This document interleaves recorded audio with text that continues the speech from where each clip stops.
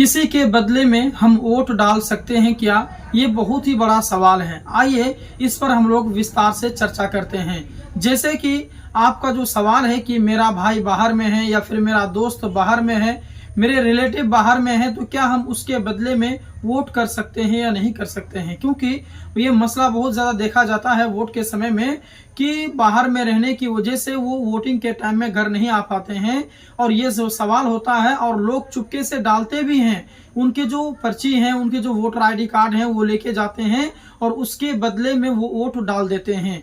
तो इन चीज़ों के बारे में आपको बताऊंगा कि क्या किसी के बदले में वोट डाला जा सकता है, कानून की नज़र में ये क्या है, और अगर हम पकड़े जाएंगे तो फिर क्या सज़ा हो सकती है या फिर कोई भी सज़ा नहीं होगी। आइए हम विस्तार से चर्चा करते हैं।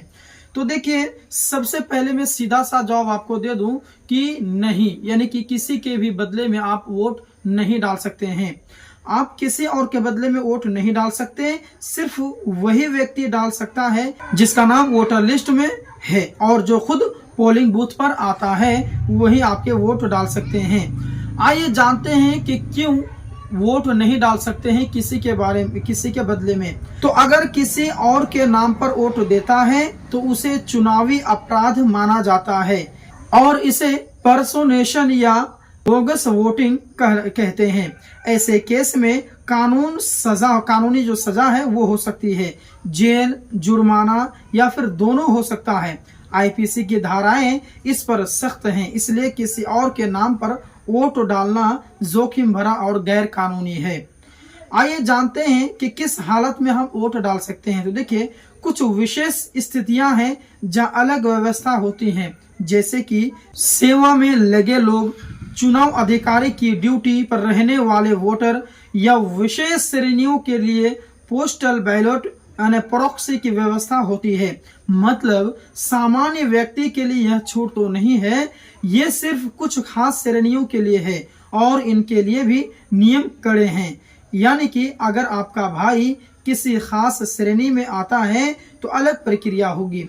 आइए जानते हैं कि इसकी प्रक्रिया क्या है अगर हम पकड़े गए तो। देखिए, अगर कोई पकड़ा गया है और उसने किसी और के नाम पर वोट डाला है तो उस पर चुनाव से संबंधित अवधाराओं के तहत कार्रवाई हो सकती है। आपको पोलिंग स्टेशन से हटाया जा सकता है और बाद में अपराध दर्ज का होकर सजा 1 साल की कैद या जुर्माना या फिर दोनों हो सकती है। साथ ही representation of the people act के तहत भी अलग अलग दंड प्रावधान लागू हो सकते हैं, इसलिए खुद जोखिम लेना बिल्कुल भी सही नहीं है।